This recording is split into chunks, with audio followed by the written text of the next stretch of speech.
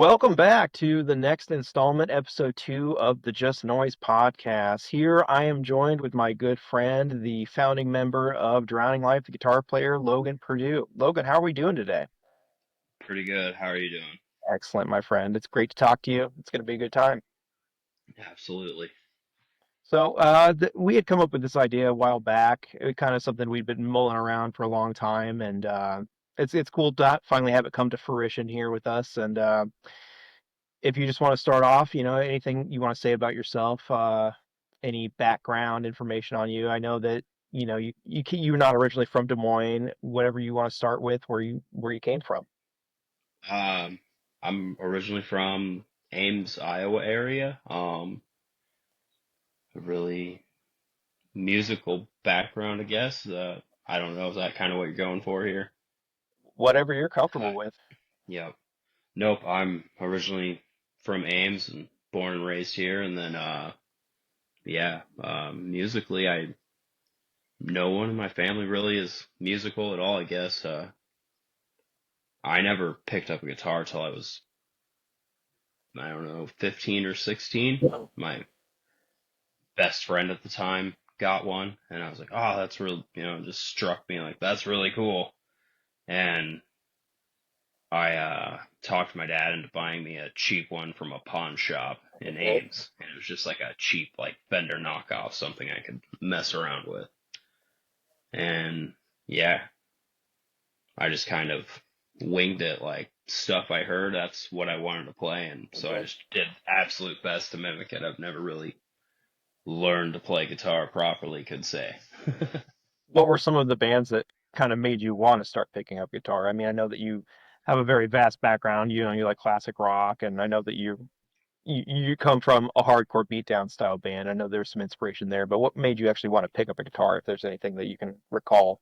Um, so the very first band that made me want to pick up a guitar was I heard the song Say Goodbye by I Killed the Prom Queen. Hmm. And that riff, I don't know what it was, but that riff, like, I don't know, that riff just made me want to learn how to play guitar. There was just something about it.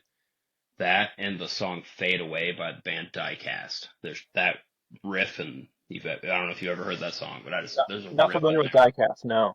Okay. There's a riff in the beginning of that song that I just like a lot. It's really good. I don't know. There's just something about those two riffs that was probably the two that I heard just I want to play guitar. And then my buddy had that, and yeah. I Killed a Prom Queen was one of those ones for me too earlier on where they had a very unique sound. I mean, not to say that they weren't somewhat similar to Parkway Drive, but they also still had their Absolutely, yeah. own style, and that was one that Colombian Necktie. I remember that song still too. It Yeah. was one of those ones I first heard. It was like, wow, this is crazy. Eh, Yeah. yeah, yep. That whole album, and like for me it was crazy to like hear them and hear that album and like think, oh, that's crazy. This is like their first album. And then I came to, learn to find out that there's like way more before that that was Hmm. different with Michael Crafter. That's just great. There's just something in the water over there in Australia. It's just they have been doing it better than us for years. For Oh like the yeah. last 20 years. It's insane. It, everything. I don't know. But it's like across all genres. It's not like it's not just metalcore. It's not just, Hmm. it's all of them. It's cool. Okay. So yeah, that was the point when you decided you're like, this is for me. I want to pick up the guitar and start playing it. Yeah. So did you had never really messed around with being in a band until you were in Drowning Life then at that point, right? Yeah, until, uh, I mean, I had it with a few other people before, like that's how I'd actually met Dylan like years prior, like probably shortly after I got a guitar. I had met Dylan through a mutual friend, and yeah, I was just and then I didn't speak to him for years, and then randomly one day it was a Facebook message, and he was like, "Hey, we should do this." And I had no, like, all the bands I listened to was nothing like hardcore beatdown. I had Mhm. no background of playing that style of music. Like I had never played with anybody else ever. It was just kind of a something, everything was completely new to me right out of the gate. It was just guitar for me was always just something to do in my free time that I never like would learn to play other music. It was more of a just something I want to sit down and create with, I guess. And that's what I always did. And so like I just had like goofy songs that I wrote that I thought were fun and just different riffs that I just put together, it was just guitar and whatever. And then he'd ask me to do that, and then that was my introduction to beatdown and hardcore was a quick crash course.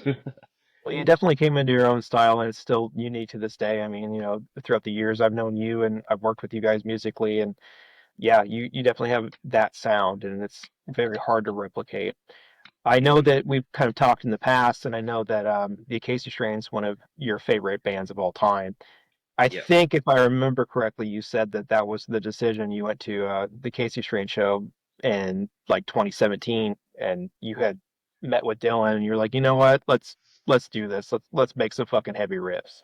Yeah, we had talked about that and at a show, and then yeah, I think I don't know, some months had gone by, and yeah, it was like a Facebook message, and within a few days, it was like, hey, I got these riffs, and like we should get together, and went and yeah, I think I came from Ames and came down to Des Moines and picked him, and he's like, I know a guy to play drums, and we went and picked that dude up and picked his drum set up and drove all the way back to Ames and like had our first like winged it practice, and then within like I don't know a month and a half we were playing our first show ever. I think we were opening for like you guys and like Desecrate Ethereal and Yep. I was doing some uh research looking back on it. It was one of those things too. It was like, man, what was the earliest iteration of Eternal Suffering before you guys yeah, were drowning life? And yeah, yeah, I found a couple early shows where I think we were playing with Cicello. They were going to be from Omaha, and they dropped off that show. And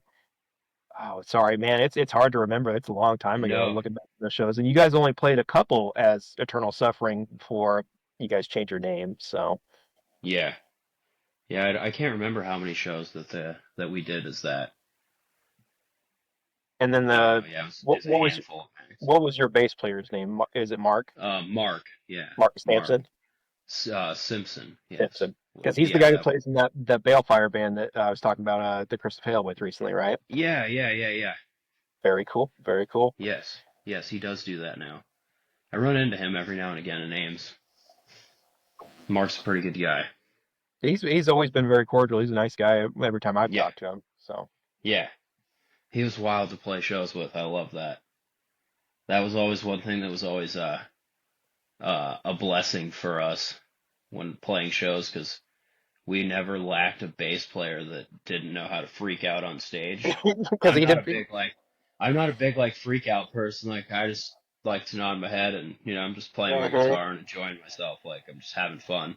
I don't know. To most people, I probably look bored, but I'm enjoying myself. That was having fun to me when I still played shows with them and stuff. And but yeah, we never lacked the bass player to keep the entertainment. Colin was in your face. Brian does Brian still. It's great. Exactly. Yep. And Mark was awesome to watch with his dreads and his beards and his And, that was and he did crazy. backup vocals too. He was good, man. Yeah, Like it yeah, kept it all together. It was solid. yeah, I think one of the first times I ever saw you guys was at the Fremont, whether it was a show we were playing with you guys or not, and it was one of the first yeah. times I ever met you, and it was just like, you're that guy from Metal and Core Collectors, right? Like, yeah, yeah. And then ever since Yes. then, it was just like, we're just total nerds. We just talk Right. about vinyl and CDs all the time, Oh, and yep. it's a friendship. Right. Absolutely. It's perfect. But yeah, so I mean, segueing into our next thing, I mean, we like to talk about everything here. It's not just, musical history. We like to talk about genres and collecting and everything like that. So, we'll move into our next segment here a little bit and talk about some locals that we like. We've been around a long time between the two of us, whether it's past locals that are no longer around, present ones that are doing really good, or the ones that we're really excited for in the future. So I've got a couple examples here myself.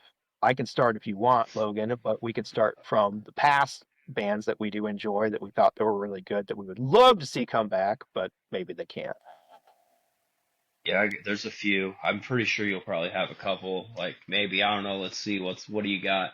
I Because just got a couple. I don't know. You have to remember like I never went to a lot of shows when I was younger either. You know, like music was all new, like not new to me until like I was 16, and then like I never went to a lot of shows unless it was a bigger band. So I never knew a lot of locals, but the ones that I did see always like stuck out to me. So I got a handful. Yeah, I'm not going to go too deep of cuts. I've got some stuff where it's not that of your wheelhouse, but just for Okay. example, I mean, we're talking past stuff. Just a band that, I've had some experience with that I had a lot of fun with, whether I was just watching them or I was luckily enough to go on tour with them at least one time, and my band that I was in got to go twice. But Amass the Grave is one of my favorite local bands of all time. We got to go on a run with them when I was in They Will Repent, and they're just some of the most impressive, goofy fucking guys I've ever met in my life. James Laxton is one of the best drummers, and it looks like he's holding his breath the whole time he's blast beating, and he just gets red in the face. I remember his Fireball kit was legendary. Um, Obviously, you know Jeff Feeker better than I do, and he's a hell of a vocalist, and he's also a hell of a 2K player.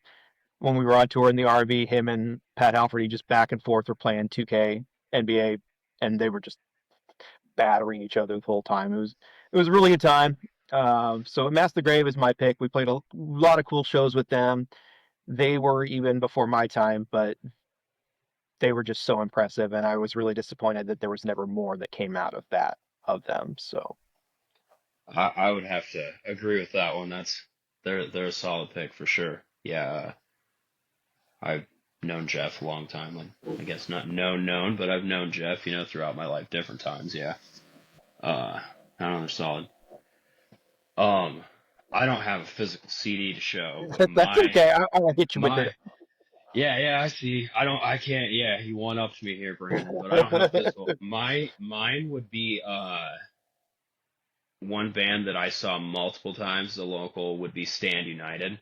Okay, cool. Uh, if you ever got, I don't know, they were just awesome to see live. Like it was intense. Like that was my first introduction to like when I was younger to like holy shit, like seeing them live like at the Vaudeville Muse back in the day when it would just be packed and you'd see like 100 kids running around in those bright blue shirts with the X on them.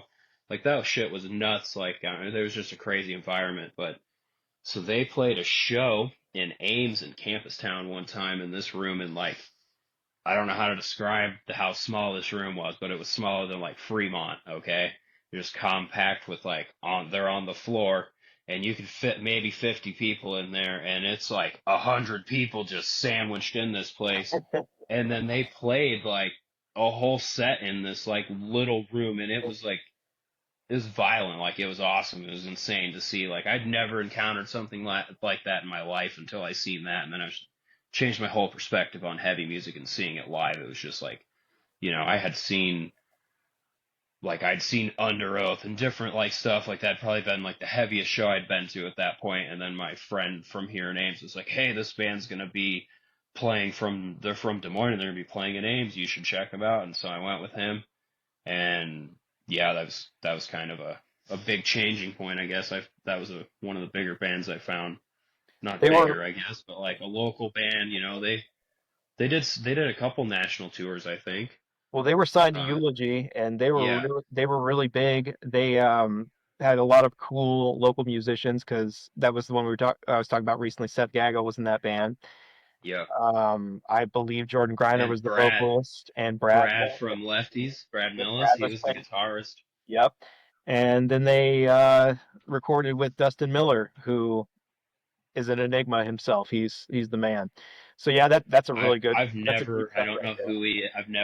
I don't know who that is or anything, but I've heard the name a ton from like you and different people. So Yep. sounds He, like it. he's a cool dude, man. Okay, well, those are just two of our picks for the past. It's going to be something we definitely revisit in the future. We're not saying these are our favorites by any means, so don't nobody be upset.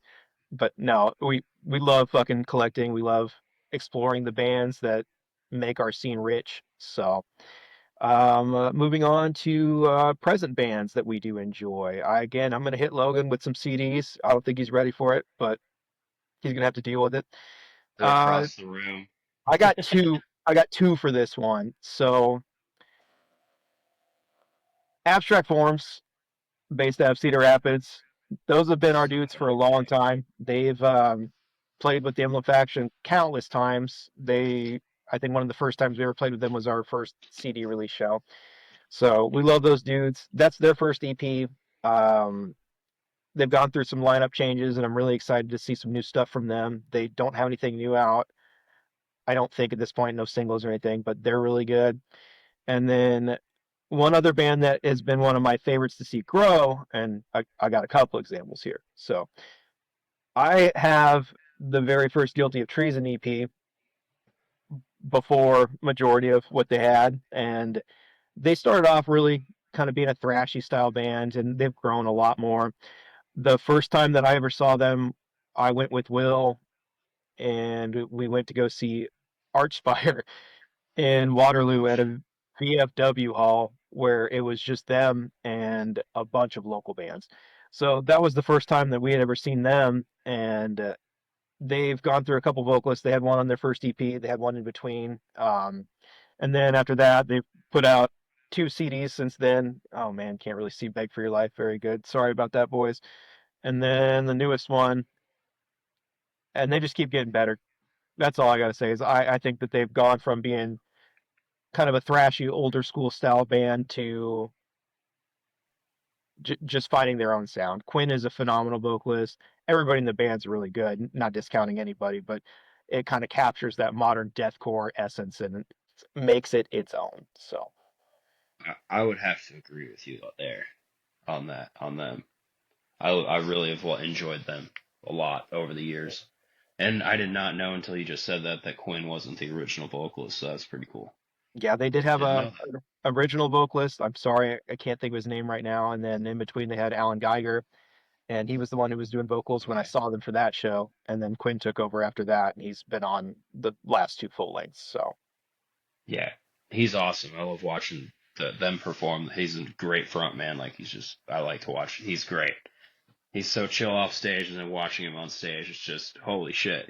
It's cool. mhm. He's a fucking monster. He was on our newest Yeah. album for Emblem Faction, and it's still just his feature is just so good. So shout Yeah. out to Quinn.